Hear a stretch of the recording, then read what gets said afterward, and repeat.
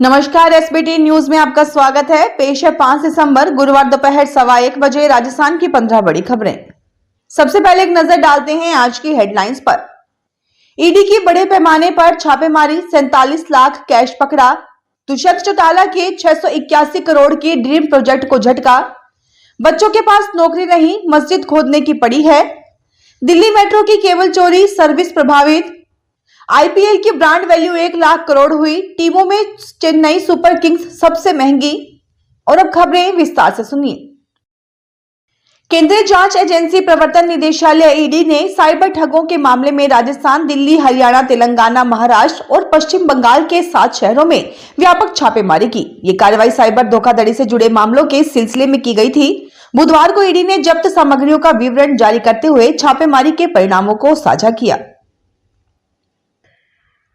हरियाणा की नई बीजेपी सरकार ने पूर्व डिप्टी सीएम दुष्यंत चौटाला को झटका दे दिया है। दुष्यंत चौटाला के 681 करोड़ के ड्रीम प्रोजेक्ट पर ब्रेक लगा दिया है। इसका खुलासा प्रदेश के पीडब्ल्यूडी मंत्री रणबीर गंगवा ने किया। उन्होंने कहा कि जरूरत होगी तो इस प्रोजेक्ट को देखेंगे, वरना कई ऐसे प्रोजेक्ट हैं जिनके पूरा होने से जाम अपने आप खत्म हो जाएगा। दरअसल दुष्यंत चौटाला हिसार में एलिवेटेड रोड बनाना चाहते थे। दुष्यंत के डिप्टी सीएम रहते सरकार ने इसके लिए बजट भी पास कर दिया था, मगर फाइल सीएम ऑफिस में अटक गई। अजमेर दरगाह में शिव मंदिर के दावे को लेकर कांग्रेस राष्ट्रीय महासचिव सचिन पायलट ने कहा कि कुछ ताकतें जनता के मुद्दे से ध्यान हटाकर लोगों में तनाव पैदा करना चाहती हैं। बच्चों को नौकरी मिल नहीं रही और इनको मस्जिदों की खुदाई की लग रही है। अगर आप देश में ये मुहिम छेड़ दें कि हमें धर्मस्थल मकानों को खोदना है और उसके नीचे क्या निकलेगा ये देखना है, तो इसका कोई अंत नहीं है। वहीं देर शाम अजमेर दरगाह में हिंदू मंदिर होने का दावा करने वाले विष्णु गुप्ता ने कोर्ट में पेश किया एक और साक्ष्य सार्वजनिक किया है। उन्होंने 1841 में आई रॉबर्ट हैमिल्टन इरविन की किताब का हवाला दिया है। इसमें दरगाह इलाके को एक जंगल बताया गया है जहां झाड़ियों में शिवलिंग होने की बात लिखी है। दिल्ली मेट्रो की केबल चोरी हो गई है। दिल्ली मेट्रो रेल कॉर्पोरेशन ने गुरुवार को ट्वीट कर बताया कि मोती नगर और कीर्ति नगर के बीच केबल चोरी की वजह से ब्लू लाइन मेट्रो सर्विस प्रभावित हुई है। दिन में ब्लू लाइन पर मेट्रो कम स्पीड से चलने की वजह से लेट होगी। रात में मेट्रो ऑपरेशन बंद होने के बाद केबल ठीक की जाएगी। दुनिया की सबसे popular T20 cricket league IPL की टोटल ब्रांड वैल्यू पिछले साल के मुकाबले 13% बढ़कर $12 बिलियन यानी 1.01 लाख करोड़ रुपए पहुंच गई है। ब्रांड वैल्यूएशन करने वाली कंपनी ब्रांड फाइनेंस की नई रिपोर्ट में ये जानकारी दी गई है। 2023 में पहली बार आईपीएल की टोटल ब्रांड वैल्यू $10 बिलियन के पार कर गई थी। पिछले साल यह 10.7 बिलियन 90,689 करोड़ रुपए रही थी। वहीं 2009 में वैल्यूएशन $2 बिलियन यानी 16,943 करोड़ रुपए रही थी। अमृतसर के गोल्डन टेम्पल में हुई घटना के बाद भी सुखबीर बादल की सजा में कोई बदलाव नहीं किया गया। सुखबीर बादल आज यानी गुरुवार को श्री केसगढ़ साहिब पहुंचे हैं, जहां वे 2 दिन तक सेवा की भूमिका निभाएंगे। वे श्री केसगढ़ साहिब में सेवादार की पोशाक पहने, हाथों में भाला थामे और गले में तख्ती लटकाकर इस सेवा को निभा रहे हैं। हालांकि पंजाब पुलिस ने सुरक्षा कड़ी कर दी है। पंजाब पुलिस की ओर से सुखबीर बादल के इर्द गिर्द 3 लेयर की सुरक्षा लगाई गई है। बांग्लादेश में हो रही अत्याचार के विरोध में आज भीलवाड़ा के बाजार गुरुवार आज सुबह 11 बजे तक बंद रहे।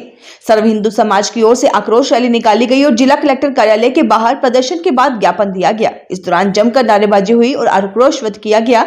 बांग्लादेश में हिंदुओं पर हो रहे लगातार आक्रमण व निर्दोष हिंदुओं की गिरफ्तारी, हिंदू समाज को टारगेट कर हिंसात्मक हमले कर धार्मिक स्थल तोड़ने व बहन बेटियों के साथ रेप की घटनाओं के विरोध में भीलवाड़ा महानगर के सर्व हिंदू समाज की ओर से गुरुवार को आक्रोश रैली निकाली गई। बड़ी संख्या में लोग 2 व्हीलर पर सवार होकर रैली में शामिल हुए। पंजाब में 5 नगर निगमों और 43 नगर परिषदों के चुनाव की जंग जीतने के लिए कांग्रेस ने अपनी रणनीति तैयार कर ली है। पार्टी ने तय किया है कि सभी जगहों से चुनाव लड़ने के इच्छुक उम्मीदवारों के नामों की अंतिम सूची रविवार तक राज्य स्क्रीनिंग कमेटी को भेज दी जाएगी। वहीं जिन जगहों पर कोई दूसरा उम्मीदवार नहीं होगा, वहां अगले सप्ताह तक टिकट बांट दिए जाएंगे।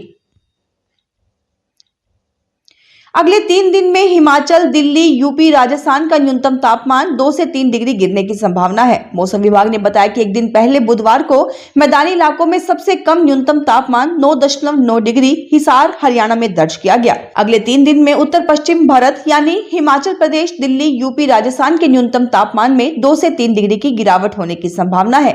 वहीं सबसे अधिक तापमान 37.3 degree Bombay, Santa cruise, Konkan और गोवा में रहा। राजस्थान लोक सेवा आयोग की ओर से RAS 2024 में भी अपात्र अभ्यर्थियों को प्रारंभिक परीक्षा से पहले ही अपना आवेदन वापस लेने का अवसर दिया गया है। यदि बाद में इसका पता लगा तो आयोग कानूनी कार्यवाही और आगामी परीक्षाओं से डिबार करने की कार्यवाही कर सकता है। आयोग की ओर से प्रारंभिक परीक्षा का आयोजन 2 फरवरी 2025 को प्रस्तावित है।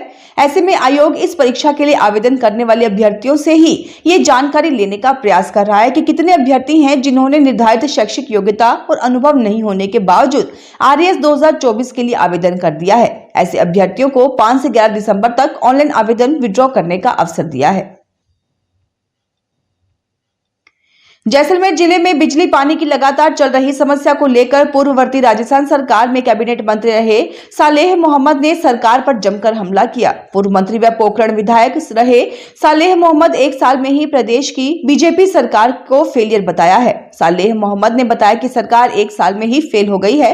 जनता की मूलभूत सुविधाओं जैसे बिजली पानी भी नहीं दे पा रही है, तो वो दूसरे विकास के कार्यों पर क्या कर रही होगी, आप खुद सोच सकते हैं। राजस्थान सरकार ने चिड़ावा में वरिष्ठ सिविल न्यायाधीश एवं अतिरिक्त मुख्य न्यायिक मजिस्ट्रेट का नया न्यायालय सृजित और स्थापित करने की अधिसूचना जारी की है। भाजपा जिला महामंत्री राजेश दहिया ने इसको लेकर मुख्यमंत्री भजनलाल शर्मा, विधि मंत्री जोगाराम पटेल और संबंधित सभी अधिकारियों का इस निर्णय के लिए आभार व्यक्त किया है। दहिया ने बताया कि ये न्यायालय न केवल चिड़ावा के नागरिकों को सुलभ न्याय दिलाने में मदद करेगा, बल्कि क्षेत्र के विकास में भी मील का पत्थर साबित होगा। दहिया ने इसे चिड़ावा क्षेत्र के लिए एक बड़ी उपलब्धि बताया और कहा कि इससे ग्रामीण और शहरी क्षेत्रों की न्यायिक जरूरतें पूरी होंगी। राजस्थान में सरकारी नौकरी की तलाश कर रहे युवाओं के लिए अच्छी खबर है। राजस्थान सरकार की ओर से प्रदेश में संस्कृति शिक्षा विभाग में 3003 पदों पर सीधी भर्ती की जाएगी, जिसके लिए संस्कृत शिक्षा विभाग ने राजस्थान कर्मचारी चयन बोर्ड को अभ्यर्थना भर्ती कराने का प्रस्ताव जारी कर दी है। शिक्षा मंत्री मदन दिलावर ने बताया कि शिक्षा विभाग में लंबे वक्त से पद रिक्त चल रहे हैं। इनमें अध्यापक लेवल 1 और अध्यापक लेवल 2 के कुल 2759 पद शामिल हैं, जबकि थर्ड ग्रेड शिक्षक के 189 पदों पर भर्ती प्रस्तावित है।